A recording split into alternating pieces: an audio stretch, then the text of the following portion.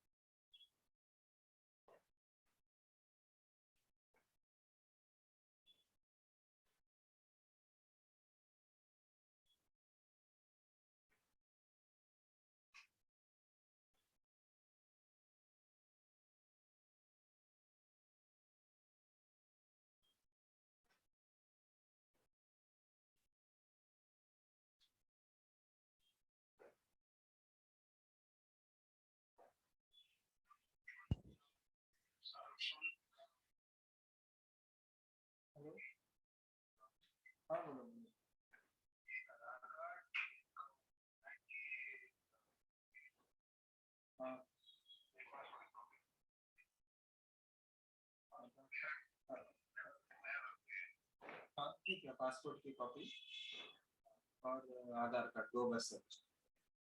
Passport first page last page सभी ले लिया। ठीक है, और आधार कार्ड ना कुछ नया एड्रेस है ना अभी में।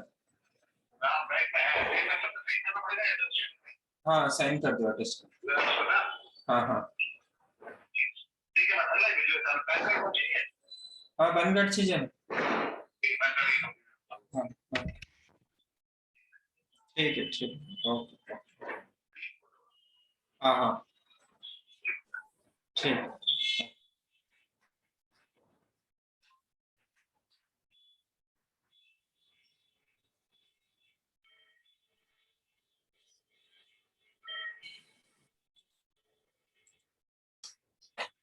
हेलो। हाँ स्टार्ट कर दिया है। कोई है जो समझ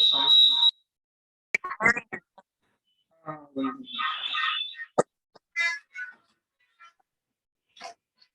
पवन जी आपने 2 जय सिस्टम से जिनेंद्र। चालू किया है इसलिए थोड़ा कंफ्यूजन है। ये आ रहा है। फादर जय जिनेंद्र जय और जिनेंद्र साहब, सभी से बहुत बहुत खमत कामना। खमत खाना सर, जय जिनेंद्र, बारंबार खमत खाना। बहुत बहुत खमत खामना है। बहुत बहुत खमत कामना। पिछले 1 वर्ष में अगर कोई भी बताने में त्रुटि हुई हो और भी कोई आपको मेरी बात का कोई बुरा लगा हो तो सबसे अंतःकरण से बहुत बहुत खमत कामना।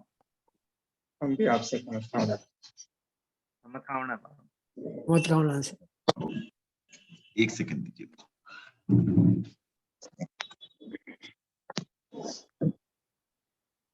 सब जन को बारंबार खमाते हैं, मन वचन का ऐसे खमत खामना। खमत खाना। खमत कामना रेसू जी। खमत खामना।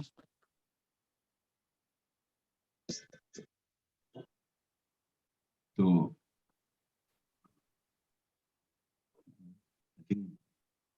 प्राय जिनको जुड़ना था जुड़ चुके हैं।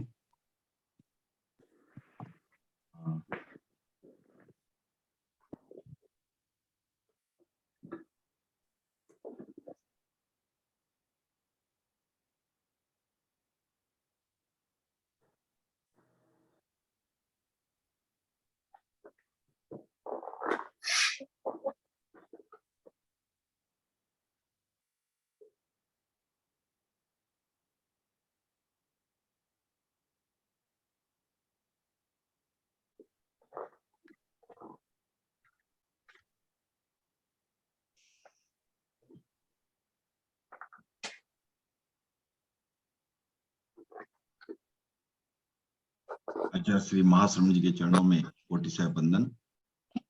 टीपीएफ के प्रभारी मुनु डॉक्टर रजनीश कुमार जी के चरणों में वंदन। शहर में विराजित चारित्रात्माओं के चरणों में वंदन। तो इस बार थोड़ा लंबा गैप हो गया 2 हफ्ते का। इसको अगर कुछ डाउट है तो पूछ सकते हैं इसमें कुछ पहले की क्लासेस से। हम प्रतिक्रमण और श्रावक संबोध की चर्चा कर रहे थे। तो प्रतिक्रमण में हमने जो मुख्य बातें की थी उसमें हमने क्रम बताया था कि प्रतिक्रमण का क्या क्रम होता है। तो पवन जी वो क्रम दोहरा सकेंगे आप? हाँ, 6 आवश्यक बताए। हाँ, उसमें पहले सामायिक आवश्यक, हाँ, फिर चतुर्विध स्तुति करने का था। हाँ। फिर आई थिंक वंदना। ये इसमें जो है ना, अपने जो अटक रहे हैं आप जिस शब्द में, वो है हाँ। चतुर्विंशति स्तव। तो चतुर्विंशति। तो चतुर्विंशति का अर्थ क्या हुआ? चतुर मांस हुआ 4, विंशति मतलब हुआ 20। सो चतुर्विंशति जो है उसका मतलब क्या? 24। तो ये 24 तीर्थंकरों, स्तव मीन्स स्तवना, उनकी स्तवना करना। तो चतुर्विंशति स्तव, अगर हमें शब्द का मीनिंग मालूम रहेगा तो शायद उच्चारण में भी आसानी रहेगी। तो विंशति जो होता है इसका अर्थ संस्कृत में होता है 20, चतुर्विंशति मतलब हो गया 24, और स्तव मीन्स हो गया उनका गुण गाना, स्तवना करना। तो चतुर्विंशति स्तव। हाँ, तीसरा उसके बाद वंदना। हाँ, गुरु के प्रति वंदना, ठीक है ना, गुरु वंदना। उसके बाद प्रतिक्रमण। प्रतिक्रमण। उसके बाद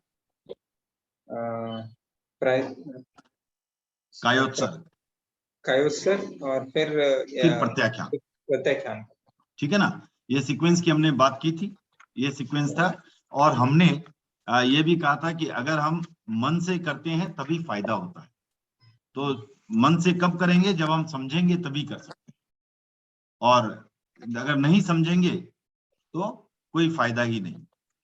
तो हमने उसके बाद थोड़ी चर्चा की थी कि वंदनीय कौन है।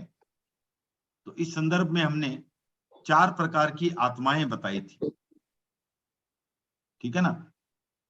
तो रेशु जी याद है कौन कौन सी थी? शायद हाँ। मिथ्यात्व पहली थी बहिरात्मा। अच्छा, मैं वो उसमें कंफ्यूज हो गई थी, मिथ्यात्व या सम्यक्त में। हाँ, वो मिथ्यात्व ही होती, ठीक है, बहिरात्मा। बहिरात्मा, हाँ, अंतरात्मा, हाँ, सम्यक आत्मा जो हुआ, हाँ, ठीक है, जैसे सम्यक। हाँ, चारित्र साधक आत्मा, हाँ, और एक सिद्ध यानी परमात्मा। सिद्ध, साधक परमात्मा और सिद्ध परमात्मा। परमात्मा वही है जिनमें चारित्र हो, राइट। तो ये साधक और सिद्ध जो है ये वंदनीय है, तो हम वंदन उन्हीं को कर सकते हैं। तो इस तरह जो बाकी जो हमारे थे अरहत सिद्ध, जो 5 पद थे, इन 2 परमात्माओं में वो आ जाते हैं सारे के सारे। अच्छा। ठीक है ना। जो सिद्ध तो है ही है, सिद्ध परमात्मा, और जो 5वां पद है नमो लोहे सभ्य साहुणम, उसमें सारी साधक परमात्माएं आ गई। ओके। अब बचे बाकी जो 3, वो 3 क्या है? वो सिर्फ माने कार्य की दृष्टि से पद है। जो तीर्थ की स्थापना कर रहे हैं वो तीर्थंकर हो गए, वो अर्थ में आ गए, ठीक है। लेकिन वो फिर भी साधक परमात्मा और सिद्ध परमात्मा से बाहर नहीं है। जो आचार्य है वो भी साधक तो है ही है, साधक परमात्मा तो है, लेकिन उनको गण की सार संभाल भी करनी है, उस आधार से आचार्य है। और जो उपाध्याय हैं वो भी गण को पढ़ाने लिखाने में है, इस दृष्टि से उपाध्याय हैं, लेकिन आखिर साधक तो है ही है। तो बाकी जो है सिर्फ वर्गीकरण है। तो मूल रूप से साधक और शुद्ध सिद्ध परमात्मा, ये 2 जो है ये वंदनीय है। और हमने संभवतः पिछली बार तिक्खू तो पाठ कर लिया था, राइट। हाँ। तो आज हम आगे चलते हैं और अगला पाठ है जो सामायिक का पाठ है। तो हमें ध्यान रखना है कि हम समझें सामायिक क्या है और जहां तक संभव हो इसका शुद्ध उच्चारण भी करें। तो पहला शब्द आता है करेमी।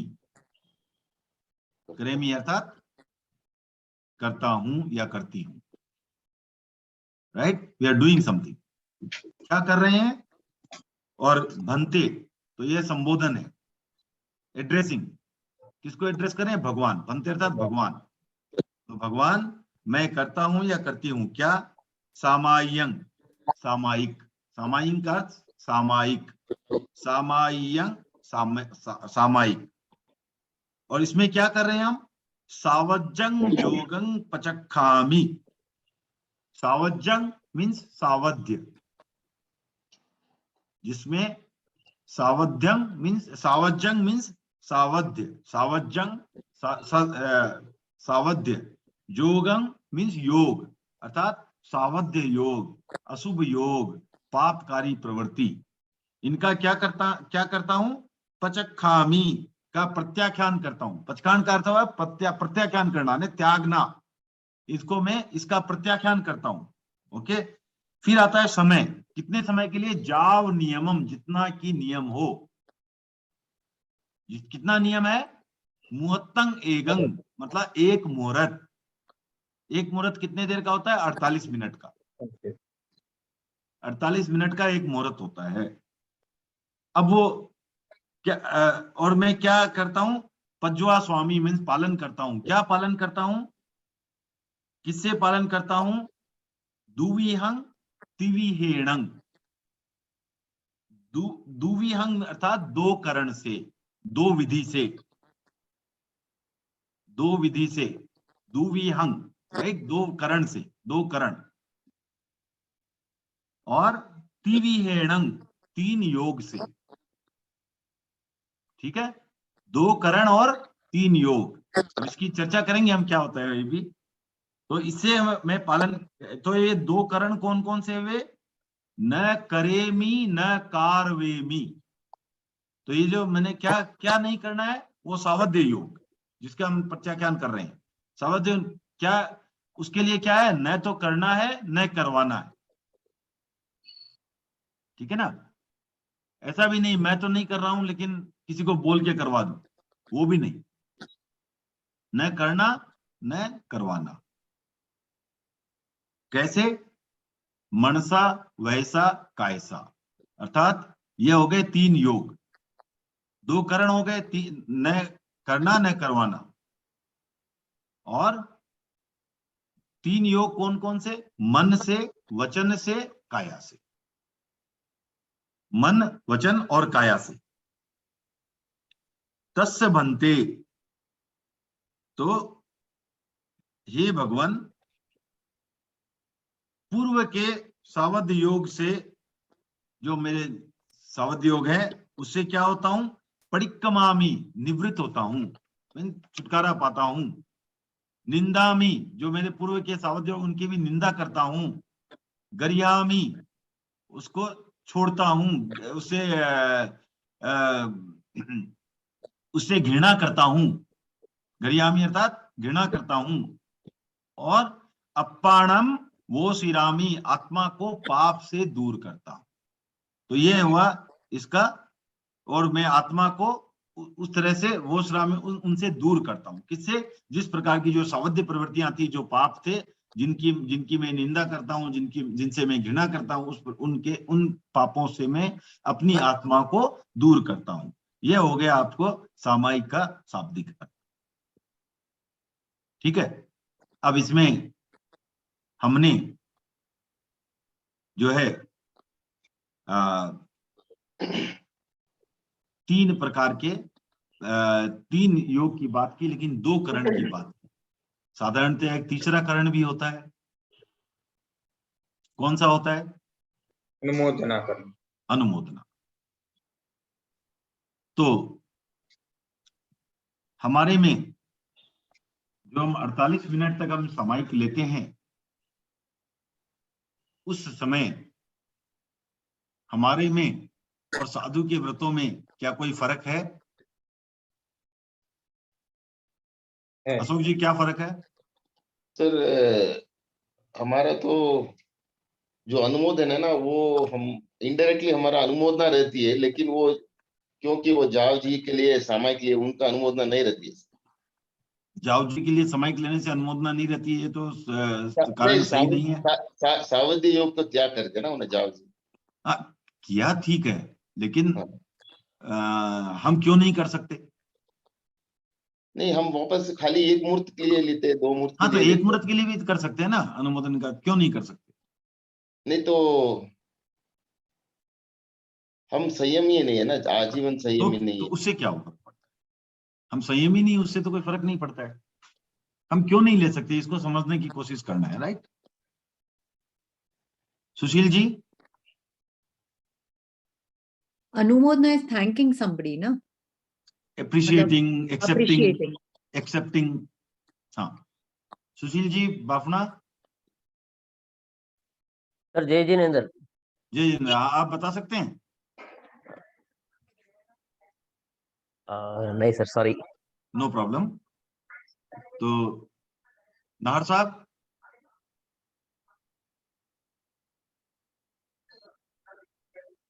म्यूट हैं आप। नहीं सर, सॉरी। ओके, तो थोड़ी चर्चा करते हैं हम लोग, ठीक है ना? तो लगता है इसका उत्तर स्पष्ट थे या सबको नहीं मालूम है, तो वही मैं देखना चाहता, अगर सबको मालूम है तो आगे चलते थे, सबको चूंकि नहीं मालूम है तो इसकी थोड़ी चर्चा करते हैं। आज जब हम कहते हैं कि साधु हमारे यहाँ गोचरी आता है, तो हम उनके लिए खाना नहीं बनाते, ये कहा जाता है ना, ठीक है। लेकिन जब आप सामायिक में बैठते हैं, तो क्या आपके लिए उस समय कोई खाना बना सकता है? बना सकता है सर। बनाते ही हैं। बनाते हैं। उसमें जो सामायिक में बैठा है उसकी एक्सेप्टेंस है या नहीं है? है। उसे मालूम है ना कि उसके लिए बनाया गया है। अगर साधु को आप कह दो कि हम आपके लिए बना रहे हैं, तो क्या वो लेना, उनको लेना है क्या? नहीं लेना। इसका मतलब क्या हुआ कि मेरे लिए कोई हिंसा हो रही है, उसको भी मैं एक्सेप्ट नहीं करता हूं, ठीक है ना? उसका मैं अनुमोदन नहीं करता हूं। आप अपने लिए जो करना करो, उसमें से मैं लूंगा, राइट? आज अशोक जी जब सामायिक लेके बैठते हैं और भाभी इनके लिए चाय बनाती है, तो वो ये नहीं कहते कि भैया मैं तो सामायिक में हूं, तुम अपने लिए जो चाय बना रही उसमें बचे तो दे देना, नहीं तो नहीं, या उसमें से दे देना, उसके बाद जो बचे वो पी लेना। वो नहीं होता है, उनको मालूम है, राइट? इसका मतलब क्या हुआ, आप जब सामायिक में बैठे हो, तो आपके बिहाफ में सावध्य प्रवृत्तियां कोई दूसरा कर रहा है, चाहे आपके ऑफिस का कोई स्टाफ कर रहा है, चाहे आपकी मेड सर्वेंट कर रही है, चाहे आपके हस्बैंड या वाइफ कर रहे हैं, चाहे आपके बच्चे कर रहे हैं, आपके बिहाफ में कर रहे हैं, और उसको आप एक्सेप्ट करते हो, करेक्ट है? नार साहब, सुशील, क्लियर हुई बात? Yes sir. ठीक है ना? हाँ सर, हाँ सर। तो इसका मतलब क्या हुआ कि हम उस अनुमोदन से बच नहीं सकते, क्योंकि ये हमारे लिए असंभव, हमें तो पता भी नहीं रहता कि हमारे लिए कौन कौन क्या कर रहा है उस समय, इसलिए सामयिक 2 करण 3 योग से लेते हैं ना सर। हाँ, इसीलिए हम 3 करण 3 योग से सामायिक नहीं ले सकते, नहीं लेते। नहीं ले सकते। अच्छा अच्छा, ठीक है ना? क्योंकि अगर लिया तो हम पहले से ही, अगर हमें ऐसे ही मालूम है कि वैसे तो अगर मालूम है मैं उपवास कर रहा हूं, फिर भी मुझे दिन भर खाते रहना है, तो फायदा नहीं हुआ ना उपवास लेने का। उसी तरह अगर हम मालूम है कि ये तो पालन हम कर ही नहीं सकते, तो उसका त्याग करके कोई मतलब ही नहीं है, ठीक है? तो इस कारण हम जो सामायिक लेते हैं वो 2 करण 3 योग से लेते हैं, और इसे कही जाती है 6 कोटि की सामायिक। 6 कोटि क्यों है? 2 करण 3 योग। तो करना नहीं मन से, करना नहीं वचन से, करना नहीं काया से, करवाना नहीं मन से, करवाना नहीं वचन से, करवाना नहीं काया से। तो 3 + 3 6 हो गए। और साधु के कितनी होती है? 9 कोटि का त्याग होता है। साधु के 9 कोटि का हो जाता है ना, अब हम लेकिन क्या है कि हम 6 से बेटर कर सकते हैं। 6 से बेटर कैसे कर सकते हैं कि भैया अगर मेरे लिए कोई चाय बना रहा है तो क्या मुझे सामायिक में बैठे बैठे क्या मुझे थम्स अप करके दिखाने की जरूरत है क्या? वाह, है क्या? या उससे बच सकते हैं? यस और नो? नो। तो उससे बच बचा जा सकते सकता है ना? हाँ, बच सकते हैं। बच सकते हैं। इसका मतलब हम काया से अनुमोदन ना करें, ऐसा तो कर सकते हैं। काया से अनुमोदन से बच सकते हैं हम। यस और नो? यस। ओके। फिर अब ऐसा भी बोल के भी जरूरत है, अरे बहुत अच्छा मेरे लिए चाय बनाई, ये भी कहने की जरूरत नहीं है। वचन से भी बच सकते हैं, एक मन से नहीं बच सकते, क्यों? मन से तो मालूम हमारे लिए बनाई है, एक्सेप्ट कर रहे हैं। काया से और वचन से हमको मुझे अनुमोदन करने की आवश्यकता नहीं है। इसका अर्थ हम 8 कोटि की सामायिक कर सकते हैं। ठीक है ना? कानमल जी, क्लियर हो गई बात? मुझे कोटि वाली चीज समझ में नहीं आई। कोटि ये मीन्स समझ में आ कैटेगरी, गया कि कोटि मन मीन्स एंड कैटेगरी, वचन। कोटि मीन्स कैटेगरी। ओके ओके, तो ये ठीक 6 है। कोटि थी, 6 कैटेगरी थी ना, मैंने बताई ना। मन से करना नहीं, मन से कराना नहीं, वचन से करना नहीं, वचन से कराना नहीं, काया से करना नहीं, काया से कराना नहीं, ये 6 हो गई। उसमें 2 कोटि और जोड़ देते हैं, वचन से अनुमोदन नहीं करना, काया से अनुमोदन नहीं करना। तो हमारी सामायिक कितनी कोटि की हो जाएगी? 8 कोटि की हो जाएगी। ठीक है ना? अब और बात जो समझनी है इसमें सामायिक के संदर्भ में, कि सामायिक में जो है ये बहुत बड़ा जो है मन का हाथ रहता है, क्योंकि मन से हमें समता धारनी है। सामायिक में का अर्थ यही है। अब इसमें क्या क्या नहीं करना है, जैसे आपको निद्रा नहीं लेनी है, क्योंकि आपको जो अलर्ट रहते हुए समता का पालन करना है। अलर्ट रहते हुए हम पापकारी प्रवृत्तियों का त्याग कर रहे हैं। ठीक है ना? तो इस तरह जो है सामायिक में हम नहीं तो क्या, हम रात में सोते समय भाई ले लो सामायिक, वो नहीं लेनी है। ऐसे आपको अलर्ट, फुल अलर्ट में रहना है। दूसरा कि आप जो सामायिक लेते हो, ये सामायिक जो है एक साधना है, ये कोई सिद्धि नहीं है। साधना है, प्रैक्टिस है, अभ्यास है। अभ्यास करते करते आप जुड़ता है। जैसे अगर आप कहो, कोई कहे कि भाई मेरा तो मन चंचल है, मन स्थिर ही नहीं रहता, तो मेरे से सामायिक मैं क्या करूं, सामायिक करके फायदा नहीं है। तो ऐसी बात भी नहीं है, ये भी नहीं समझना चाहिए। क्यों नहीं समझना चाहिए? आज मान लो आप कोई बिजनेस कर रहे और उसमें आप मैक्सिमम प्रॉफिट नहीं भी कमा सकते, पार्शियल प्रॉफिट भी कमा सकते हो, तो क्या आप बिजनेस नहीं करोगे? करोगे ना? तो यहाँ भी हमें, ये भी धर्म का व्यापार है एक तरह से।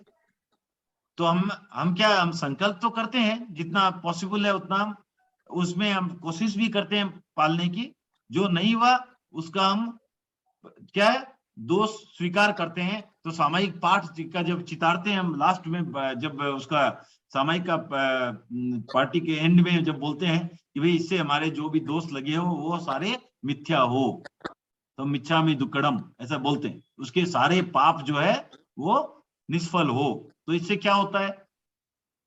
इससे हमें क्या होता है? एक तो क्या होता है इसमें, देखिए ये सब चीजें ना बहुत ये आपको समझ के करेंगे तो आपके अंतर में भी बहुत फर्क आएगा। एक होता है आप किसी को खाली सिखा दो सॉरी, तो क्या, जैसे मम्मी बोलती है बेटे को, किसी से लड़ाई कर ली बहन से, जा सॉरी बोल, तो क्या बोलेगा? सॉरी। तो ये क्या मन से सॉरी आया? ये तो आया ऊपर से कोई हथौड़ा मार रहा है सॉरी बोलने के लिए। तो ये सॉरी जब होता है तो आपका मन उसमें नहीं जुड़ा। एक आप समझ बूझ करके, आपकी भैया मेरे से ये दोष हो सकता है, मेरे से ये गलती हो सकता है, मैंने मेरी बहन का दिल दुखाया हो, जाके आप क्षमा मांगते हैं, सॉरी बोलते हैं, तो उसमें आपका जो मन जुड़ता है, तो उससे क्या होता है? आपके अहम का भाव नीचे आता है, आप में सरलता पैदा होती है, कुटिलता अलग हो जाती है। तो ये सब जो रहता है आपकी आत्मा पर एक सही प्रभाव जो पड़ता है इस चीज का। क्योंकि आप किसी को सॉरी जब बोलते हो तो क्या मुख्य रहता है? आप अगर अंतःकरण से सॉरी बोलते हो तो क्या मुख्य रहता है आपके दिमाग में? कि भाई मेरे से कोई गलती हुई। ये जब तक ये स्वीकार नहीं होगा तब तक आप सॉरी अंतःकरण से बोल ही नहीं पाओगे। जब आप अंतःकरण से क्षमा मांगते हैं या मिच्छामि दुक्कडम बोलते हैं तो इसका अर्थ ही हुआ कि आप अपनी दोषों को स्वीकार करते हैं, अपने दोषों को स्वीकार करते हैं, अर्थात आप में मान इत्यादि का जो है वो अल्पीकरण होगा। तो ये विनय भावना पनपेगी। तो वो इटसेल्फ एक जो अंतःकरण से करने के देखो आप कितने साइड इफेक्ट है। एक तो आप शब्दों को बोल दिया वो अलग बात, एक आप अंतःकरण से करते हैं, पूरा सोच समझ के करते हैं, तो उसमें आपका जो फायदा होता है वो फायदा सिर्फ शब्दों में नहीं हो सकता। ठीक है, तो ये तो और दूसरा क्या होता है जो जो आज सामायिक करता है, तो सामायिक करने वाले का क्या, अगर मान लीजिए मैं 45 मिनट तक सामायिक करता हूं, 48 मिनट तक सामायिक करता हूं और उसके बाद मैं झगड़ा करता हूं, कलह मचाता हूं हर जगह जहां भी जाता हूं, तो क्या सामायिक के अभ्यास का मुझे कोई फायदा हुआ? ठीक है, उतनी देर तो बचा रहा मेरे पास, लेकिन हमारा कार्य क्या वहीं समाप्त हो गया? वैसे आज हम कोई भी कार्य अभ्यास का करते हैं, वह अभ्यास हमारे जीवन में भी उतरना चाहिए। आज जैन धर्म ऐसा धर्म है जो ये सिर्फ ये नहीं कहता कि आप व्याख्यान सुनने तक सिर्फ धर्म करो, बाद में जो करना करो, ऐसी स्वतंत्रता नहीं देता। हमें ये जो है धर्म जो है ये हमारे जीवन का एक रास्ता बने, हमारे जीवन को जीने में भी सरलीकरण लाए जीवन में। आज क्या फायदा अगर हम 48 मिनट तक तो हम बोलते हैं सब कुछ भी सत्य अहिंसा चौर्य ब्रह्मचर्य सब पालन करेंगे और उसके बाद जो 48 मिनट के बाद कुछ भी करेंगे, माने किसी को भी ठगेंगे, कुछ भी करेंगे, क्या ये उचित है? नहीं। तो इसलिए जो हमारी सामायिक है वो हमारे धर्म जो है वो जीवन में बोलना चाहिए। उससे क्या होगा, एक तो धर्म की प्रभावना भी बढ़ेगी। अगर मैं देखता हूं कोई सामायिक करने वाला आदमी बहुत अच्छे से जीवन जी रहा है, सरलता का जीवन जी रहा है, आवेश में नहीं आ रहा है, तो मुझे भी प्रेरणा मिलेगी सामायिक करने की, वो भी होगा। तो इसी तरह कथानक याद आता है, महाराज एक लड़के को बोलते हैं कि तुम सामायिक क्यों नहीं करते, सामायिक किया करो।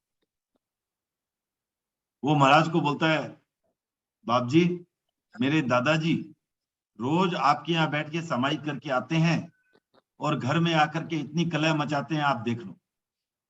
तो ऐसी सामायिक करने से क्या फायदा, हम क्या सीखें? तो हमारी सामायिक ऐसी ना बने, हमारी सामायिक जो है वो जीवन में उतरे। ठीक है, हमने 48 मिनट तक तो पापकारी प्रवृत्तियों का त्याग किया है, उसके बाद नहीं किया है, कोई बात नहीं, लेकिन इसका मतलब ये नहीं कि हमने पापकारी प्रवृत्तियों का राशन ले रखा, ये तो नहीं है ना। इसका ये तो नहीं कि उसका हमने लाइसेंस में ले रखा है कि लाइसेंस है अब 48 मिनट हो गया, अब पापकारी प्रवृत्तियां कर, वैसा तो नहीं है। तो हमें जहां तक संभव हो बाकी जीवन में भी सामायिक उतरे, और उसके लिए ये जरूरी है कि हम उसको अंतःकरण से समझें, अंदर से समझें, तभी ये संभव है। तो हमने आज सामायिक की चर्चा की। अगले बार हम इरिया वह्यंग सूत्र की बात करेंगे, और आज अब इसके आगे हम जो है श्रावक संबोध की तरफ जाते हैं। इसमें कोई प्रश्न है तो पूछे। सर निर्मल जी, मेरा एक प्रश्न है। हाँ। तो हम भी सामायिक करते हैं और साधु संत भी सामायिक करते हैं, तो हमको बोलते हैं भाई कि आप फॉर एग्जांपल सर हम ट्रेन में बैठा हूँ या कोई बस में बैठा हूँ तो सामायिक नहीं करना चाहिए, और अगर मैं सामायिक करता हूँ तो प्रतिक्रमण नहीं कर सकता हूँ क्या? क्योंकि मेरा क्वेश्चन क्यों आया कि साधु संत भी तो बस उनके आजीवन के लिए सामायिक है, तो भी वो जाते हैं ना, मतलब गाड़ियों में जाते हैं, कभी प्रॉब्लम हो तो उनका भी सामायिक और हमारे भी सामायिक, हमको क्यों मना करते हैं भाई गाड़ी में नहीं करना? उसके बाद मैं प्रतिक्रमण ले सकता हूँ तो क्यों नहीं मना? ये अगर पहले डीपली जाएं तो ये वही कारण है जिसके कारण आपको कहा गया कि आप 9 कोटि की सामायिक ना लो। जिसका पालन ना हो सके उसका त्याग नहीं लिया जा सकता। ये पहले आपके नहीं, एक मिनट मैं पूरा प्रश्न उत्तर देता हूं, उसके बाद आप पूछिए। ये आपके प्रथम पार्ट का आंसर।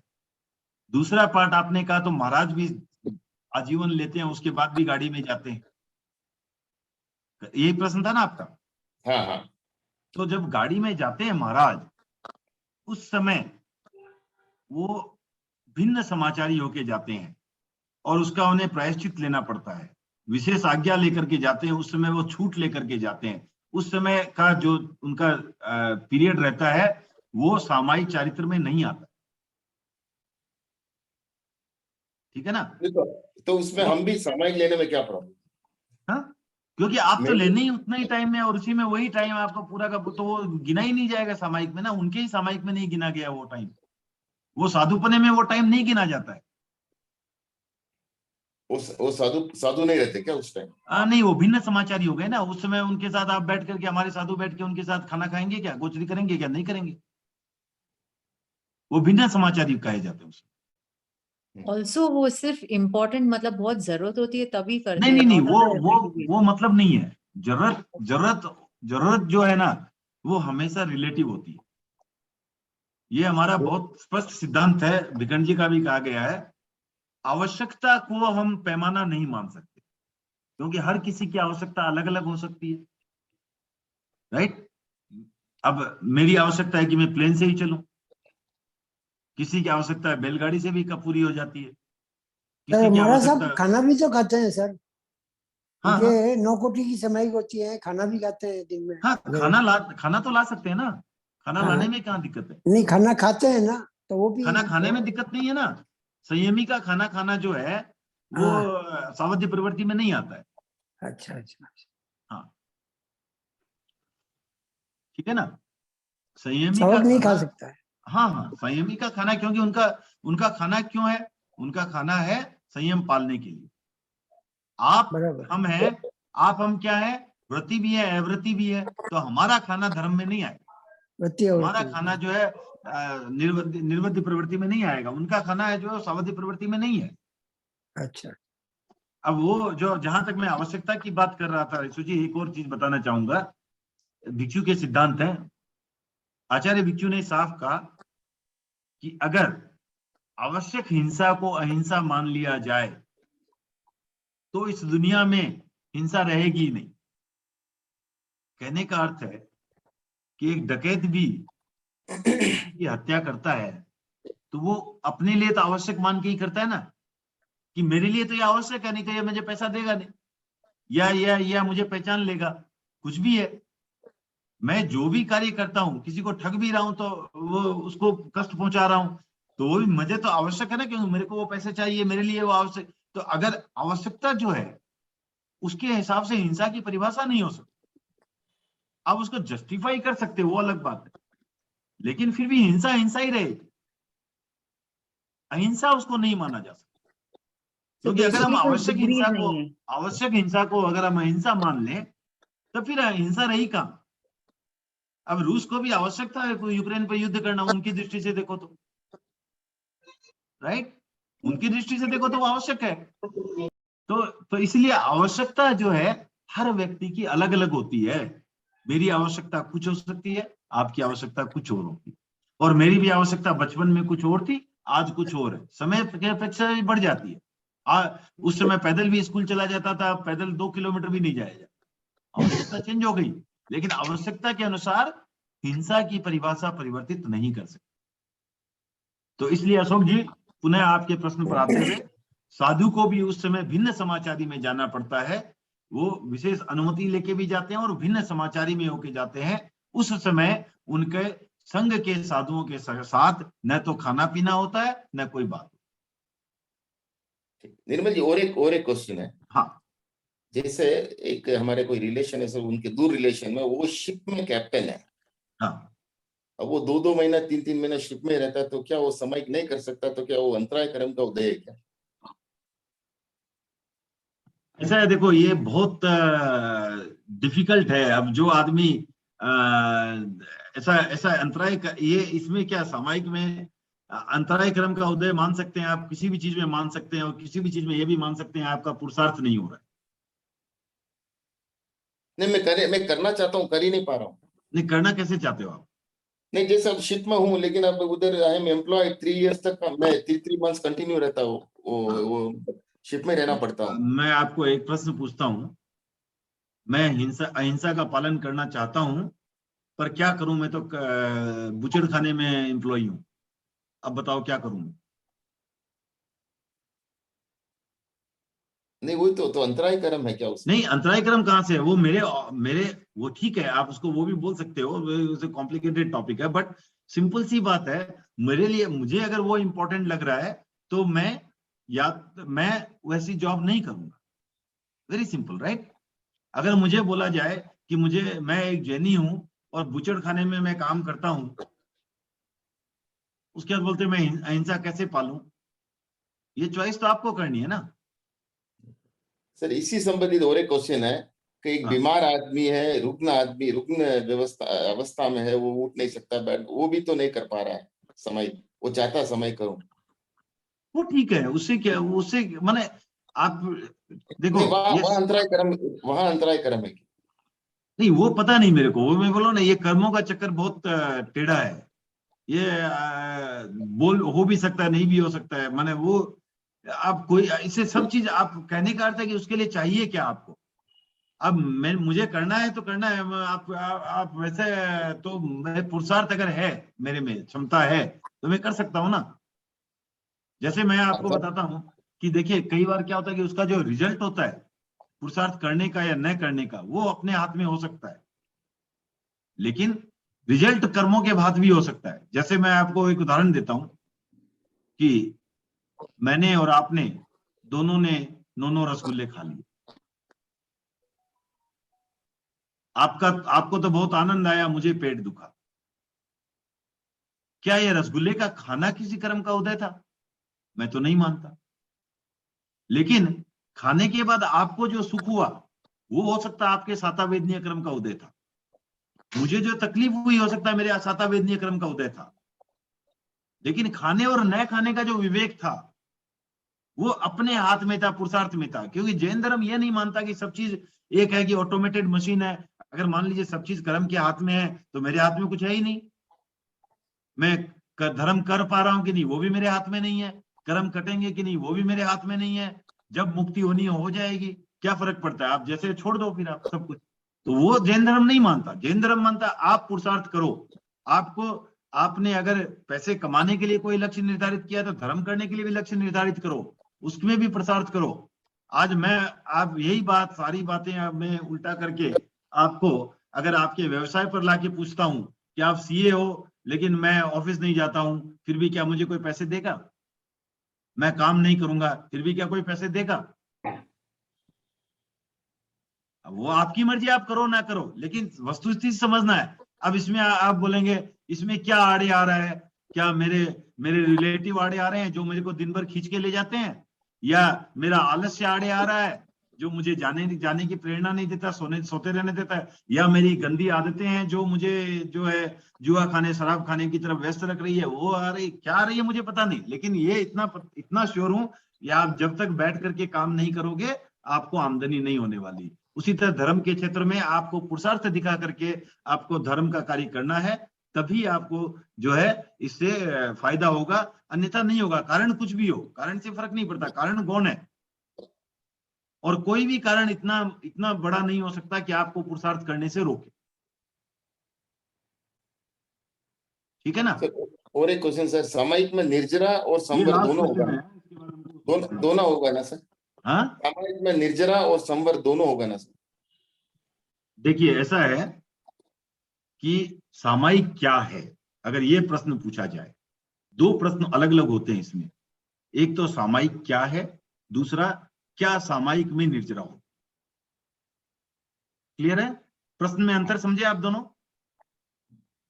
सभी सभी समझ गए ना? दो दो प्रश्न अलग अलग है, राइट? पहला प्रश्न है क्या सामायिक क्या है, संवर या निर्जरा। तो सामायिक में हमने किया क्या, आपको अभी मैंने पाठ सुनाया, क्या था उसमें? सर्वयोगों का त्याग।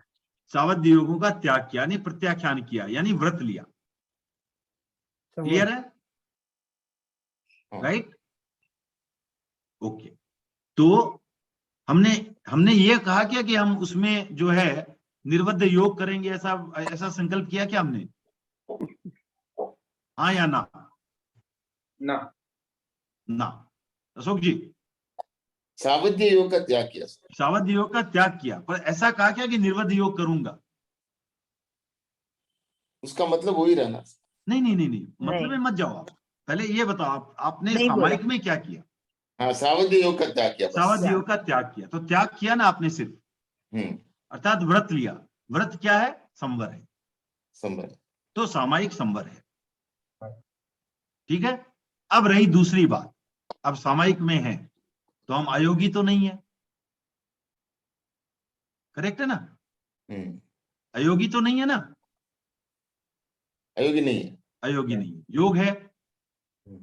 जब योग है और सावध्य योग का हमने त्याग कर दिया है, तो अधिकतर योग क्या होंगे? कुछ दोषों के कारण थोड़े बहुत सावध्य योग हो सकते हैं, फिर भी जिसका हम लास्ट में जो है प्रायश्चित का ये बोलते हैं, अत्याचार को मिच्छामी दुक्कडम करते हैं उसके लिए सामायिक पालने में। लेकिन अधिकतर समय क्या होगा हमारा? निर्बद्ध योग में बीतेगा, करेक्ट? क्योंकि सावध्य योग का हमने त्याग लिया है, तो निर्बद्ध योग की तरह हमारा हो जाएगा अपने आप। अब निर्बद्ध योग जब होता है तब क्या होगा उसके साथ? उसके साथ एक तो निर्जरा होगी और दूसरा पुण्य का बंध होगा, तो ये दोनों होंगे। लेकिन वो सामायिक का मूल जो था वो क्या है? संवर है। लेकिन सामायिक में निर्जरा होती है, सामायिक में पुण्य का बंधन भी होता है, लेकिन सामायिक क्या है? संवर है। क्लियर हो गई बात? नहीं तो सर सामायिक, ये कह सकते हैं कि सामायिक मतलब- अपने आप में योग नहीं है। हाँ, एक मिनट। मतलब सामायिक निर्जरा is a byproduct of सामायिक। बाई प्रोडक्ट ऑफ सामायिक भी नहीं समझना चाहिए, सामायिक के अंदर जो योग हुआ है उसका बाई प्रोडक्ट, उसके कारण है। लेकिन योग तो हमारा हमेशा हो रहा है ना, हम अयोगी तो है ही नहीं, योग तो हो ही रहा है। लेकिन जो हमने सामायिक की उसका क्या ये था? उसका अर्थ था संवर। वो हमने सिर्फ सावध्य योगों का त्याग किया और कुछ नहीं किया है। ठीक है ना? ओके। तो ऐसा कह सकते हैं समाई अपने आप में योग नहीं है, बट जो क्रिया हम कर रहे हैं उसमें क्योंकि हम योगी नहीं हो सकते, तो जो भी क्रिया चल रही है उससे कारण निर्जरा हो रही है। हाँ, उसके कारण हो रही है, जो भी हो रही है। यस, सामायिक अपने आप में अयोगी, मतलब योग सामायिक नहीं है, अपने आप में संवर है। संवर है नहीं, खाली। सामायिक से योग का संबंध ही नहीं है, सामायिक सिर्फ हाँ, व्रत है। व्रत है खाली, संवर है बस, व्रत संवर में आ गया वो, संवर है। राइट? हम सामायिक लिए तो हमने कुछ त्याग किया, त्याग क्या है? संवर होता है। ठीक है ना? नहीं तो- इससे अलावा और कोई चीज हो सकती है जहाँ संवर भी हो और निजरा भी साथ में हो सकता है, जैसे उपवास वगैरह में होता है ना? उपवास भी क्या है? संवर ही है ना। नहीं उसमें निर्जरा भी होती है, नहीं होती? नहीं, निर्जरा तो वही मैं बोल रहा हूँ ना, निर्जरा तो कोई भी आप शुभ योग करोगे तो निर्जरा होगी, उसमें निर्जरा हो जाती है। ओके शुभ योग में निर्जरा होगी ना। ओके। संवर का एग्जैक्ट वर्ड मीनिंग? वो आएगा, हम लोग 9 तत्वों की बात करेंगे तो संवर भी आएगा फिर से। ठीक है ना? संवर किसे कहते हैं इसकी परिभाषित करेंगे हम। ओके ओके, तो हमने आगे बढ़ते हैं अब। 20 मिनट ही रहे करीब करीब क्लास के, तो इसको आगे लेते हैं। तो हमने लास्ट टाइम जो बात की थी वहां हमने 9 तत्वों के नाम की बात की थी। जानू जीव अजीव में पुण्य पाप की बात, आश्रव संवर निर्जरा बंद मोक्ष विख्यात। यहीं तक रखा था ना मेरे ख्याल से पवन जी? थोड़ा आगे आगे थे मेरे ख्याल से। ओके, थोड़ा ठीक है, फिर भी वहीं से शुरू करते हैं वापस। ओके, तो नेक्स्ट है जीव चेतनावान चेतना शून्य अजीव सदा जड़ है, जड़ चेतन की शाश्वत सत्ता जिन शासन अक्षय बड़े है। तो अर्थात जीव जो है क्या है? जिसमें कॉन्शियसनेस है, चेतना है, वो है चेतनावान, जो है वो जीव है। और चेतना शून्य, जिसमें कॉन्शियसनेस नहीं है, वो जो है उसे हम अजीव कहते हैं। ओके, और वो सदा जड़ है, जड़ अर्थात चेतन नहीं है, राइट। और ये जो जड़ और चेतन, इनकी जो शाश्वत सत्ता, इटर्नल उनका जो एग्जिस्टेंस है, माने जो जीव है वो सदा जीव रहेगा, जो अजीव है वो सदा अजीव रहेगा। तो ऐसा इस जिन शासन का मानना है, और ये अक्षय बड़ के समान है। वट वृक्ष, बड़ माना बड़ का पेड़, बरगद का पेड़ जो होता है, वट वृक्ष अक्षय, जो कभी समाप्त न होने वाला, वैसा वट वृक्ष तो शायद कल्पना हो सकती है, लेकिन ये जिन शासन जो है वो सही में ऐसा है जो अक्षय है। और ये जीव और अजीव की जो शाश्वत सत्ता है, ये कभी भी नहीं मिटने वाली। तो उसके बाद आता है पुण्य पाप सुख दुख के कारण कृतकर्णी के ये परिणाम, उदयावली परविष्ट शुभाशुभ कर्म वर्गणा के आयाम। तो पुण्य और पाप जो है वो क्या है, सुख दुख के कारण है, और ये अपनी करनी के ही, कृत करनी मन अपने द्वारा करनी के ही, अपनी करनी के परिणाम हैं। प्रश्न उठता है, जब हमें मालूम है कि कुछ करने से दुख होगा तो हम ऐसा कार्य क्यों करें? क्यों कर सकते हैं ऐसा कार्य?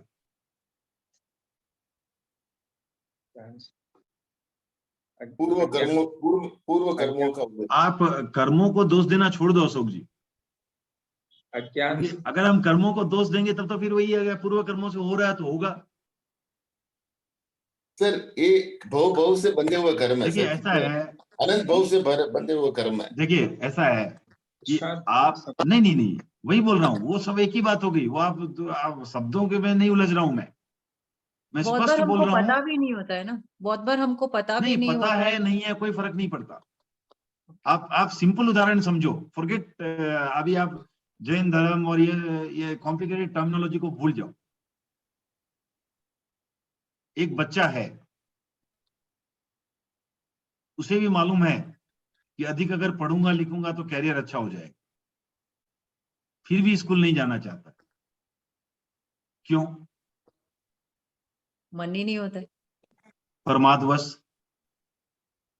राइट, आलस्यवश, या कोई और चीज में आसक्ति है उसके कारण, खेल में आसक्ति है, इसमें आसक्ति है, और आसक्ति के कारण, राइट। तो जानते हुए भी, और कई बार और क्या हो सकता है, अज्ञानवश। कुछ बच्चे को मालूम ही नहीं है पढ़ने से क्या होगा, वो तो देखता है पिताजी तो टाई लगा के रोज ऐसे मस्त रहते हैं, तो क्या उसने तो देखा नहीं पिताजी को पढ़ते हुए, तो यही लाइफ है। ऐसा भी हो सकता है अज्ञानवश। तो अज्ञान, प्रमाद, ये सब कारण है जिसके कारण आप जो है सही आचरण न करते हो, ठीक है ना। जिसको पता भी है उसके बाद भी नहीं कर पा रहा है, उसकी और क्षमताएं, हो सकता है कि क्षमता ही नहीं है सीए करने की, वो भी हो सकता है। अब जो अशोक जी ने बात की पूर्व कर्मों की, या इस जन्म के हो या पूर्व जन्म के कई के भी कर्म हो, उसकी बात की। अब कोई बंदा इतना भी डेडिकेटेड हो सकता है ना कि वो उसको सब कुछ पता है, लेकिन ये पता है कि सीए बनने से मेरी लाइफ बन जाएगी, तो बगल में कितनी भी नृत्य मंडली भी बैठा दो फिर भी वो बैठ के पढ़ लेता है ना। वो सारे अंतराय थे ना। जयाचार्य की घटना है, हाँ। वो एक जगह बैठ करके कुछ लिख रहे थे और सामने नृत्य चल रहा था, वाद्य नृत्य सब चल रहे हैं उच्च स्वर में। 1 घंटे तक जयाचार्य स्थिर वहां बैठे रहे, दृष्टि उठा के भी नहीं देखा। और उस समय जयाचार्य आचार्य नहीं थे, बाल मुनि थे। तभी किसी ने कहा कि जिस संघ का एक बाल मुनि की एकाग्रता ऐसी है, उस संघ का अगले 100 वर्षों तक भी कुछ नहीं बिगड़ता। और कभी कभी लक्ष्य के सामने भी आपको और बातें गौण लगने लगती है। उदाहरण आता है भरत चक्रवर्ती का जब जब ऋषभ देव जी ने घोषणा की थी भरत के मुक्त होने की, तब किसी ने कह दिया था ये तो भाई परिवारवाद चल रहा है, अपने को सारों को मोक्ष की बता रहे थे इत्यादि, इस तरह की कुछ बात हुई थी, पूरी तो मुझे ध्यान में नहीं आ रही। लेकिन भरत ने फिर उसे सीख देने की सोची, भरत ने उसे राज दरबार में बुलाया और उसे उसके लिए मृत्युदंड घोषित कर दिया और वो गिड़गिड़ाता है, क्षमा मांगता है। उसका कहने का पहले तो अर्थ था कि भाई भरत इतना राजपाट में डूबा हुआ है और इसके कहां से इसकी मुक्ति हो सकती है, कुछ भी बोल देते हो आप, इस तरह की उसने गॉसिप फैलाई। तो भरत ने उसे मृत्युदंड दे दिया। अब वो गिड़गिड़ाता है, क्षमा मांगता है किसी तरह, नाथ मुझे क्षमा करो। तो बोले क्षमा तो कर सकता हूं, एक शर्त है। बोले एक तेल से लबालब भरी कटोरी हाथ में लेकर के पूरे नगर में घूम के आओ, तब मैं तुझे क्षमा कर दूंगा। अब वहां क्या, वहां संभवतः अशोक जी का ही कोई पूर्व भाव का जीव रहा होगा, उसमें भी था तो सही, कहाँ था पता नहीं मुझे, वो भी गीत गा रहा था वहां पर,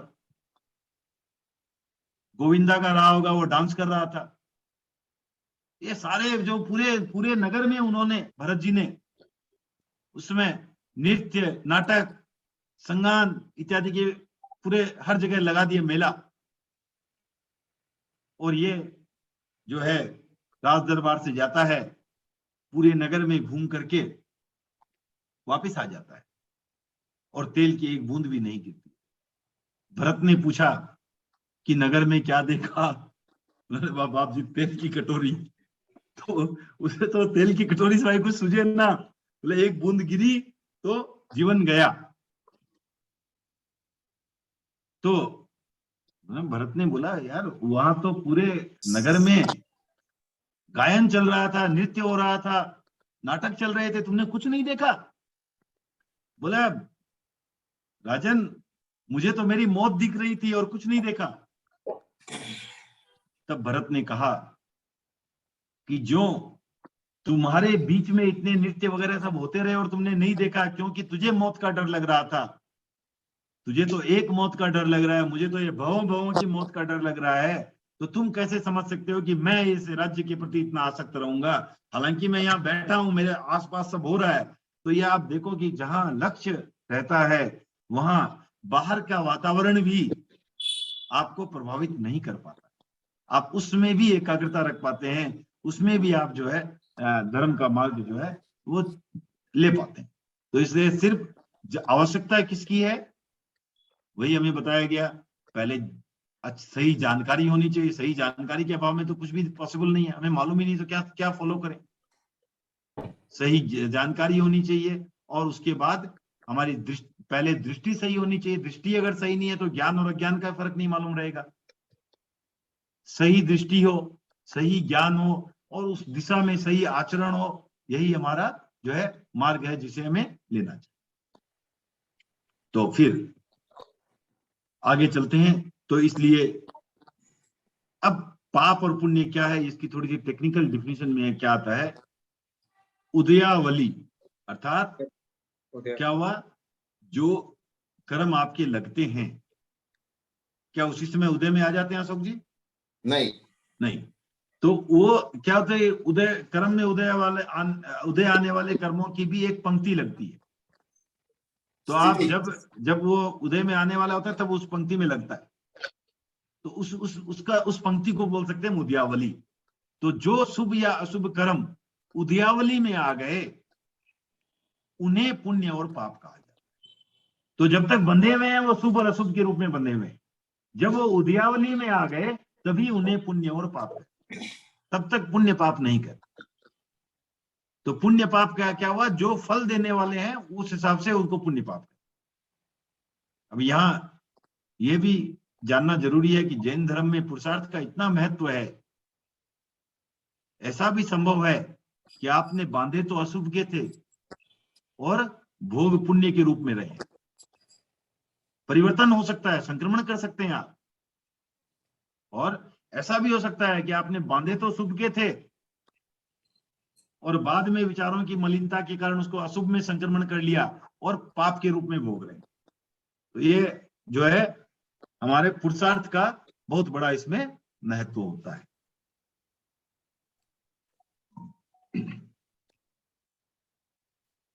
ये आप इसके साथ कोई एक उदाहरण के साथ बता सकेंगे कि अशुभ मतलब कोई शुभ शुभ चीज कैसे पाप में कन्वर्ट हो सकती है?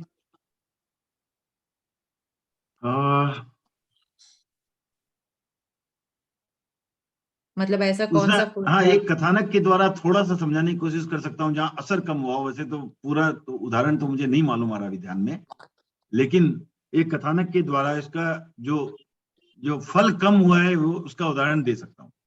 दो भाई थे और एक ज्योतिषी ने दोनों के हाथ देखकर कहा, एक को कहा तू सूली पर चढ़ जाएगा और एक को कहा कि तुझे अकूट जो तुझे बहुत धन खजाना मिलेगा।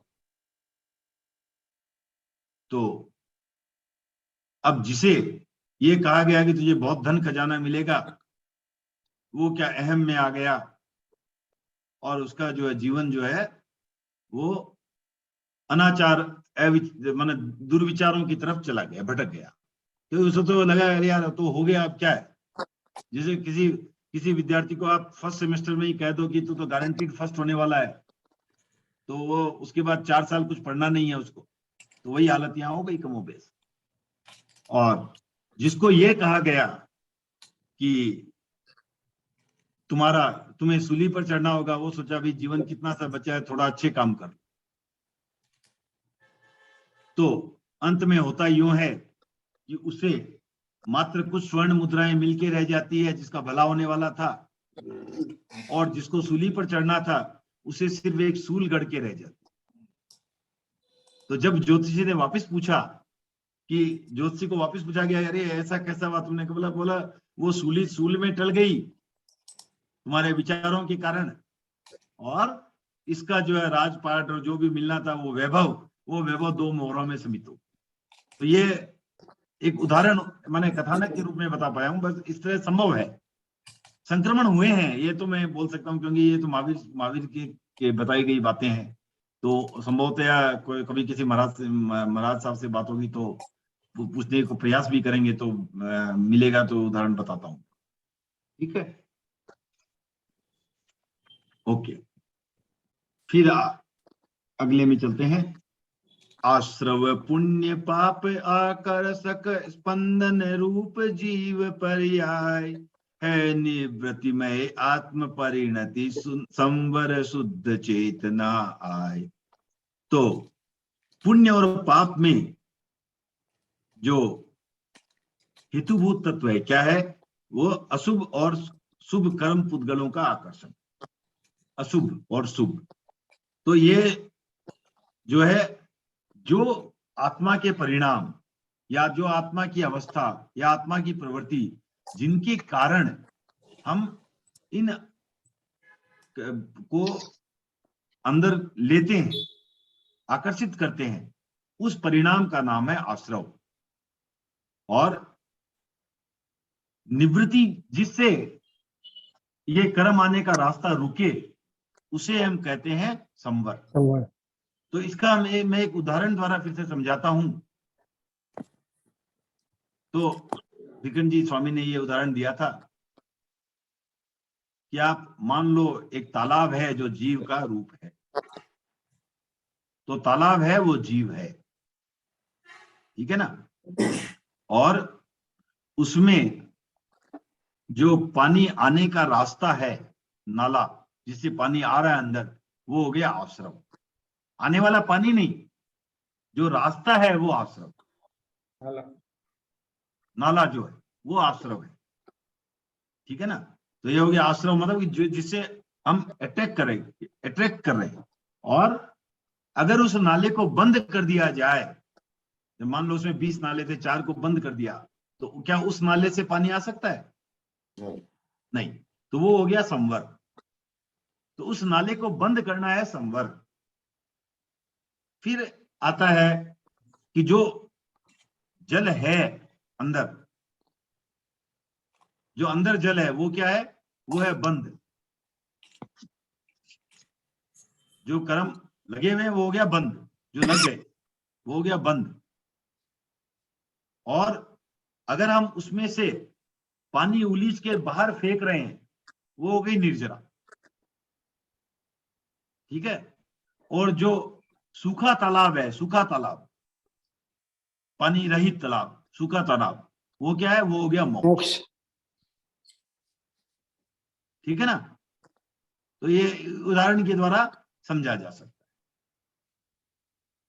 तो कर्म को आकृष्ट करने वाले जो आत्मा के परिणाम हैं वो हो गए आश्रव, और कर्म को रोकने वाले जो आत्मा के परिणाम हैं वो हो गया संवर।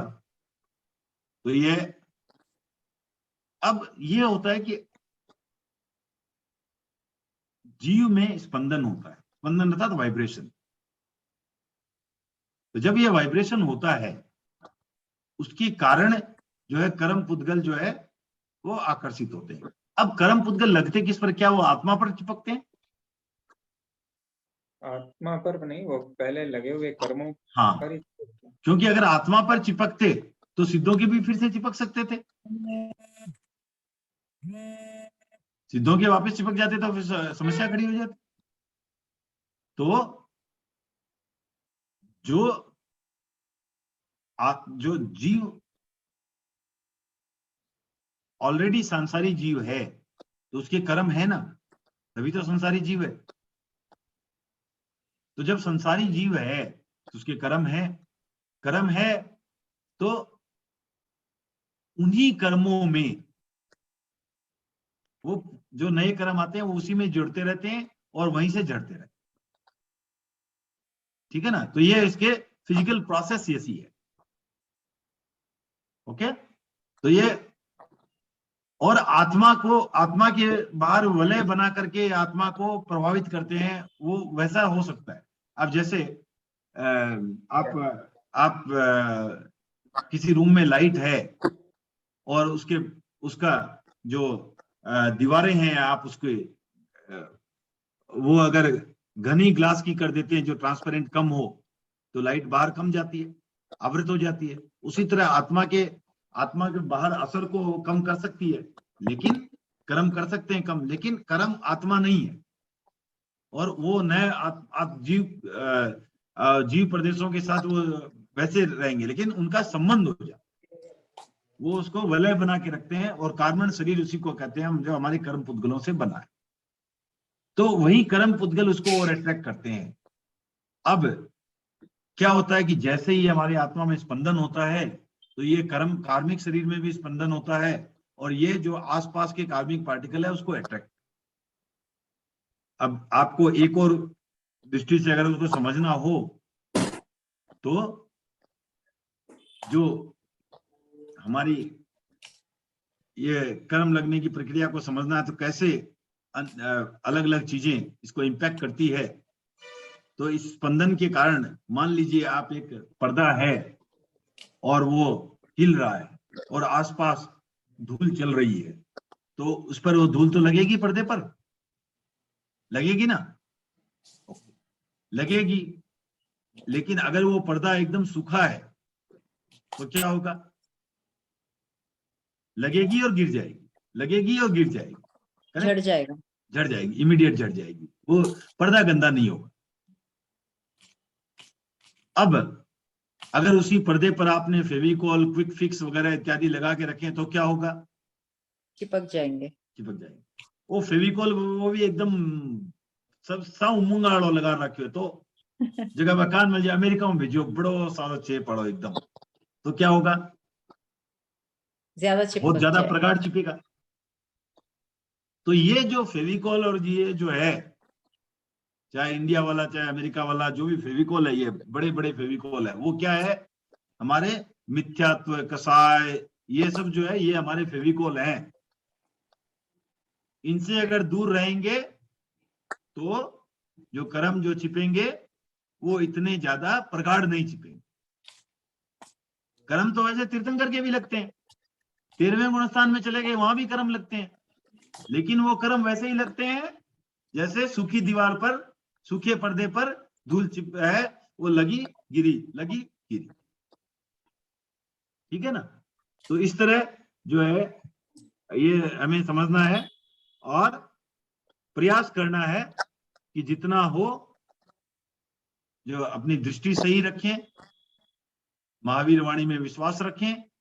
नहीं भी समझ में आ रही है, एक होते कोई प्रोफेसर पढ़ाते हैं तो दो होते हैं ना, आप कॉलेज भी जाते हो, स्कूल भी जाते हो, कोई टीचर पढ़ा रहा है, एक तो होता है आपके मन में रहता है ओ ये टीचर ने की को नहीं आवे, तो आप उस पर जितना कंसंट्रेशन या उसको जितना समझने की कोशिश करते हो वो अलग होती है, या भरसक आप यही संभव प्रयास करते हो कि हर समय ऐसे ही खोजा जाए कि कहाँ वो गलत है, क्योंकि आपका ध्येय वही है। और एक होता है आपको लगता है कि नहीं टीचर तो सही बोल रहा है सब कुछ, अब अगर मुझे समझ में नहीं आ रहा है, वो भी हो सकता, तब भी हो सकता है समझ में ना आए, तब हमारा प्रयास क्या होता है, उसको वापस पुनः पूछने का, पुनः समझने का प्रयास होता है, वो एक सही दिशा में प्रयास होता है। ये समझने का प्रयास होता है लेकिन वो सही दिशा में होता है। क्यों? क्योंकि हमें मूल में तो विश्वास है कि जो बोला सही है, तो इसीलिए महावीर वाणी भी है, उसमें हमेशा मूल में जो है विश्वास रखना चाहिए। उसके बाद हो सकता है कई बार हमें समझ में नहीं आ रहा, क्योंकि वो जितने देख सकते थे उतना तो हम उसका तो माने अंश मात्र भी नहीं देख पाते, तो इसलिए ठीक है, कोई बात हो सकता है हमारी समझ में नहीं आ रही है, लेकिन फिर भी हमें जो है महावीर वाणी में पहले विश्वास रखना है, अक्षुण आस्था रखनी है और उसको समझने का उस हिसाब से प्रयास करना है।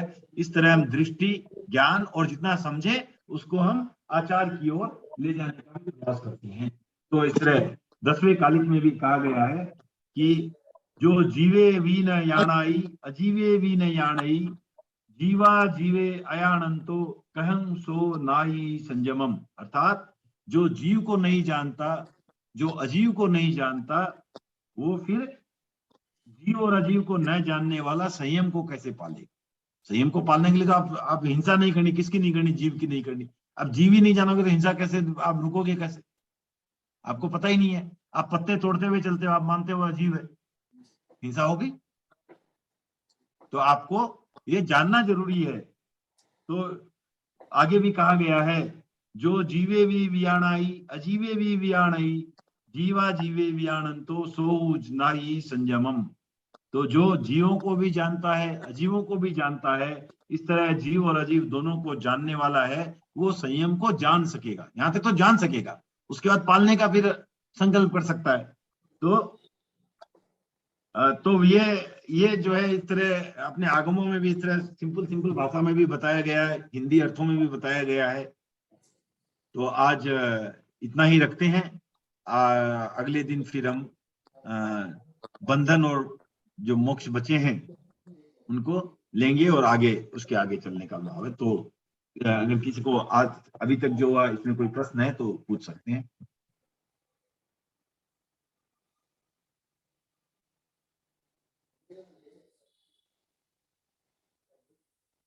आज जितनी चर्चा हुई इसमें किसी को कोई डाउट है या सब क्लियर था? कि मौन जब होता है ना तो दो चीजें होती है, या तो सब कुछ Clarity क्लियर थी। था या सब कुछ क्लियर था। क्लियर। आपने एक वर्ड कहीं बोला था जो मैं भूल गई हूँ, कर्म को रोकने वाले संवर होते हैं, हाँ, कर्म को आकर्षित करने वाले आश्रव, आश्रय। आश्रव, आश्रव। उसकी फिर से चर्चा और भी होगी, उसकी काफी चर्चा होगी। अशोक जी कोई प्रश्न? सर देवलोक में होकर भी वो कुछ नहीं कर सकते, तो वो तो कर्म का ही फल है ना, इसको तो मानेंगे ना आप कर्म का? वो कर्म का नहीं है ना, वो शक्ति का मैंने, अब कोई डम्ब है तो वो सीए नहीं कर सकता, उसको कर्म का फल तो नहीं मान सकते ना। नहीं, अब वो चाहते तो भी नहीं कर पाते, वही तो बात है भाई। सर ऐसा वही है ना, आप वही बोला, एक समवाय को कभी 5 समवाय होते, हमने बात की थी ना। हाँ, वो सब मिला जुला होता है, वो ठीक है, वो संवर नहीं कर पाते, क्योंकि अगर आपको अब मान लीजिए आपके आपके आपके हाथ नहीं है तो आप हाथ से कोई चीज नहीं उठा पाते, अब उसको आप क्या मानो, कर्म मानो या आपकी वो तो ठीक है, कर्म से ही देवलोक में गए, तो वैसे तो सब चीज कर्म पर हो गई, तो वैसे नहीं मानना चाहिए। उसको ये मानना चाहिए कि जितना जितनी सीमा है उस सीमा में आप क्या बेस्ट कर सकते हो आप वो सोचो। ठीक ठीक है ना, क्योंकि वैसे तो अब जिसके मान लो हाथ नहीं है, वो या तो यही सोचता रहे कि मेरे हाथ नहीं है, या ये देखे मैं पाँव से भी कैसे साइन कर सकता हूँ और क्या काम कर सकता हूँ वो सोचे। तो वो हमें चिंतन हमेशा उस दिशा में रखना है कि जो हमारे पास है मिला है, जो तो कर्म के प्रभाव से ही मिला है, अब उससे क्या किया जा सकता है वो सोचना है हमारा काम, है ना। नहीं, वो मैं समझ गया बात। मेरी बात हाँ। तो भाई, जैसे हमने सुना भाई देवलोक में देव जो होते हैं वो चाहते हुए भी नहीं कर सकते, ऐसे भाई जैसे हम ऐसे मनुष्य जन्म में हम पुरुषार्थ कर सकते हैं कुछ नहीं चीज। वो समझ गया मैं, वही तो मैं आपको वही बोल रहा हूँ ना, गाय चाहते हुए भी रोटी हाथ से नहीं खा सकती, राइट। तो अब उसको क्या कहें वैसे, अब उसमें कौन से कर्म का दोष, इसे अंतराय कहेंगे हम या नाम कर्म का दोष कहेंगे, किसका कहेंगे। नाम कर्म के कारण उसको बैल की जो जाति मिली है, अब तो वो हो गया। अब एकेंद्रिय को मन भी नहीं है, द्विंद्रिय को मन भी नहीं है, तो अब उसको क्या कहेंगे आप। तो हर चीज वैसा होता है ना कि आपकी जितना, कहने का अर्थ है कि आपको जहां जितना आपको मान लीजिए जितनी कैपेसिटी है उतनी कैपेसिटी को आप फुल्ली यूटिलाइज करते हो या नहीं, वो आप पर निर्भर करता है, करेक्ट।